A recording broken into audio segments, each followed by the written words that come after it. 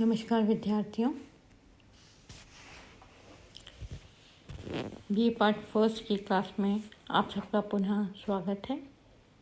मैं डॉक्टर नवीना भारतीय, BND government arts college Chimanpura.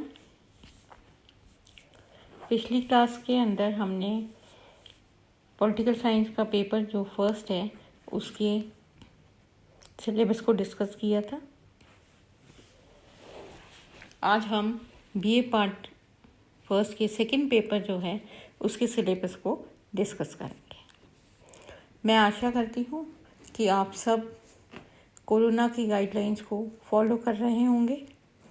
Mask, sanitiser, इन सब का उचित समय पे उपयोग कर रहे होंगे और इसके साथ ही आप सबसे अपेक्षा है कि आप अपने घर वालों का, अपने बुज़ुर्गों का, आपसे छोटे बच्चों का, इन सब का ख्याल रखें और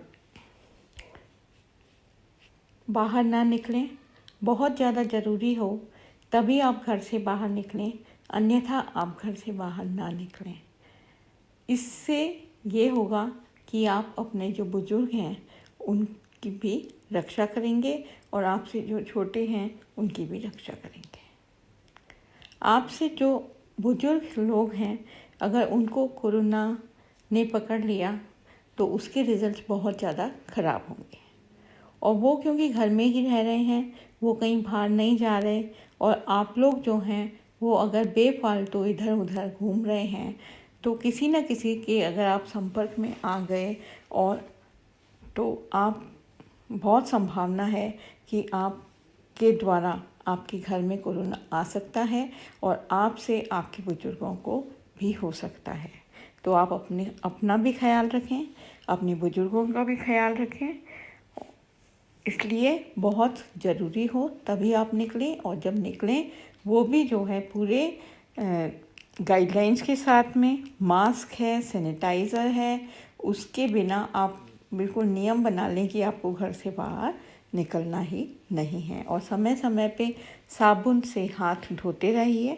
जहाँ पे साबुन और पानी की व्यवस्था ना हो वहाँ आप सैनिटाइज़र का उपयोग करते रहिए, क्योंकि आपके बुज़ुर्ग जो हैं वो घर में ही रह रहे हैं, उनकी कोई गलती नहीं है, वो पूरा अपना पालन कर रहे हैं, वो घर से बाहर नहीं जा रहे।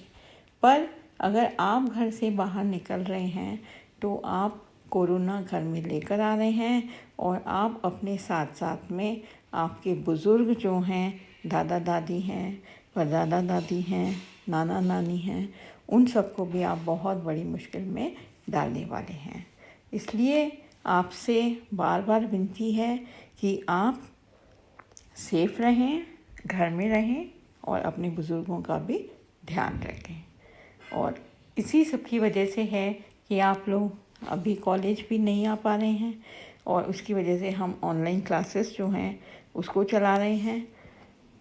तो इसलिए आपके द्वारा अगर थोड़ी सी भी लापरवाही हुई तो उसका रिज़ल्ट जो है वो आपको, आपके घर वालों को, सबको बहुत ज़्यादा भुगतना पड़ेगा और इसके जो परिणाम हैं वो बहुत ही भयानक परिणाम हैं। हॉस्पिटल्स में बेड नहीं हैं और अगर हॉस्पिटल में बेड आपको मिल भी जाए तो वहाँ पे आप कोई देखने करने वाला नहीं है, आपको स्वयं को संभालना है। कोई आपसे मिलने नहीं आ सकता, कोई नहीं आ सकता, डॉक्टर किसी को अलाउ नहीं करेगा आपको मिलने के लिए।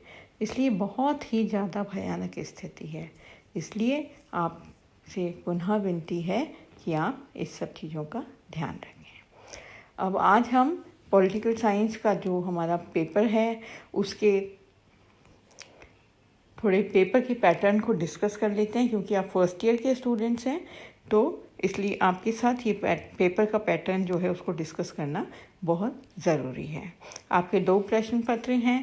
पहला प्रश्न पत्र जिसका हमने डिस्कस कर लिया था सिलेबस पिछली क्लास के अंदर, वो है राजनीति विज्ञान के मूलाधार, और दूसरा जो प्रश्न पत्र है आपका वो है प्राचीन भारतीय राजनीतिक विचारक। तो अब ये जो दोनों पेपर्स हैं ये आपके 100-100 नंबर के पेपर्स होंगे। ये जो हैं आपके 3 पार्ट्स में डिवाइडेड होंगे। पार्ट फर्स्ट जो होगा उसके अंदर आपके 20 प्रश्न होंगे और 20 प्रश्न जो हैं आपके 20 प्रश्न होंगे, 2-2 मार्क्स का होगा। 2-2 मार्क्स का एक प्रश्न जो है वो 2 मार्क्स का होगा और आपके 10 कंपलसरी क्वेश्चन होंगे। पार्ट सेकंड जो होगा और जो पार्ट फर्स्ट है उसके अंदर आपको 20 से 25 वर्ड्स के अंदर अपना आंसर देना है। पार्ट सेकंड जो है वो भी 20 मार्क्स का है, उसके अंदर 4 कंपलसरी क्वेश्चंस हैं और उसके अंदर आपको 150 वर्ड्स जो है 150 शब्दों में आपको अपना आंसर देना है। तीसरा जो पार्ट है उसके अंदर आपको 3 प्रश्न करने हैं। आपको 6 प्रश्न मिलेंगे, एक एक यूनिट में से आपसे एक एक प्रश्न आपको करना है। 20 मार्क्स का आपका एक प्रश्न होगा।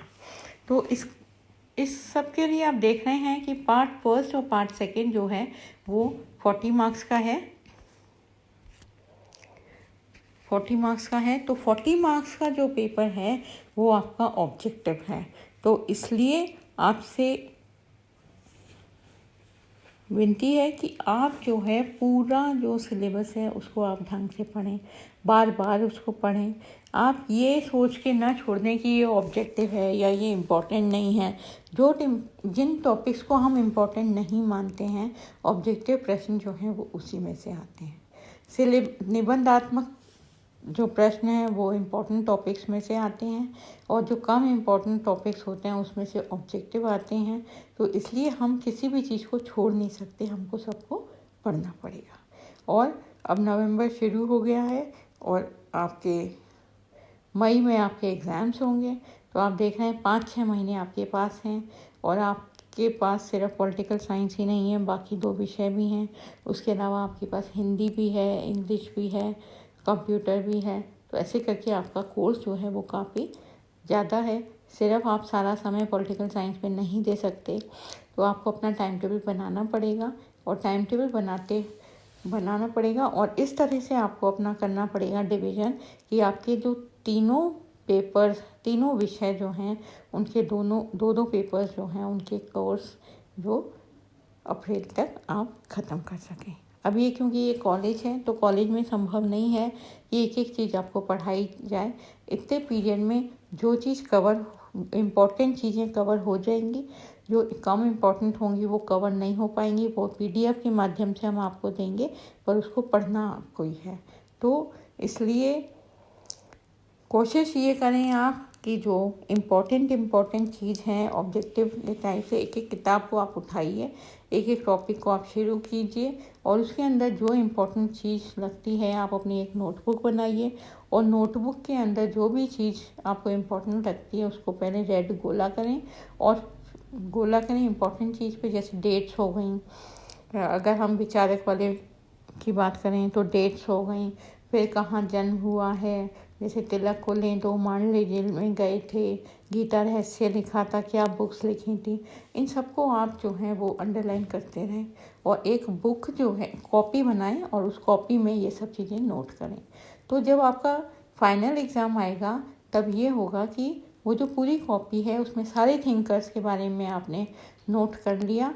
तो जब आपके एग्ज़ाम्स आएंगे तो आपको पॉलिटिकल साइंस की बुक को उठा के नहीं पढ़ना पड़ेगा, आप सिर्फ वो कॉपी उठाएंगे और उसको खोलेंगे, उसको पढ़ेंगे और आपका जो 40 नंबर का जो पेपर है वो आपका तैयार हो जाएगा बहुत जल्दी। तो इस तरह से आपको एक अपना टेक्निक बनानी है सिलेबस को कवर करने के लिए। तो उससे क्या होगा कि आपका ऑब्जेक्टिव ईजी हो जाएगा। 40 मार्क्स का ऑब्जेक्टिव, तो आपको पूरी किताब को वापस नहीं पढ़ना पड़ेगा, सारे चैप्टर्स को, क्योंकि इतना आपके पास टाइम भी नहीं होगा। आपके पास 6 पेपर्स हैं तो सबको कवर करना, तो उस टाइम आपको सिर्फ नोटबुक उठानी है, उसको रिवाइज करना है। उससे आपका पॉलिटिकल साइंस का और निबंधात्मक प्रश्न जो हैं वो तो आप तैयार करेंगे ही। तो ऐसे करके आपको, तो इसलिए इसमें से मैथ्स की तरह, जैसे मैंने आपको पहले भी बोला था, मैथ्स की तरह सब्जेक्ट है। अगर आप एक टेक्निक के द्वारा इस पढ़ाई का मतलब एक सिस्टम बनाएंगे तो बिल्कुल मैथ्स की तरह आपको अच्छे मार्क्स इसमें मिल सकते हैं। तो इसलिए बिल्कुल भी जो स्टूडेंट्स फर्स्ट डिवीज़न वाले हैं और आगे भी उस डिवीज़न को मेंटेन करना चाहते हैं, उस परसेंटेज को मेंटेन करना चाहते हैं, तो आप जो मैंने तरीका बताया है इस तरीके से आप अगर स्टडी करेंगे तो डेफिनेटली आपको बहुत अच्छे मार्क्स मिलेंगे। अब हम पेपर सेकंड जो है वो उसका सिलेबस डिस्कस कर लेते हैं। प्रतिनिधि भारतीय राजनीतिक विचारक, खंड क जो है उसके अंदर मनु, कौटिल्य और शुक्र, ये 3 टॉपिक्स हमारे खंड क में हैं। मनु है, कौटिल्य है और शुक्र है। तो मनु और कौटिल्य, शुक्र आपने कहीं ना कहीं पढ़ा है, चाहे आपका 11th में 12th में कहीं ना कहीं आपसे, क्योंकि विचारक वाला पेपर मेरे हिसाब से शायद आपके 12th में भी था। खंड ख की ओर अपन अगर जाएं तो राजा राममोहन रॉय, स्वामी दयानंद सरस्वती, गोपाल कृष्ण गोखले और बाल गंगाधर तिलक और स्वामी विवेकानंद, ये आपके खंड ख में हैं। राजा राममोहन रॉय, दयानंद सरस्वती, गोपाल कृष्ण गोखले, बाल गंगाधर तिलक और स्वामी विवेकानंद। खंड ग को अगर हम देखेंगे तो वहाँ हमको मिलेगा मोहनदास करमचंद गांधी, जवाहरलाल नेहरू, B.R. अम्बेडकर, M.N. रॉय, जयप्रकाश नारायण और दीन दयाल उपाध्याय।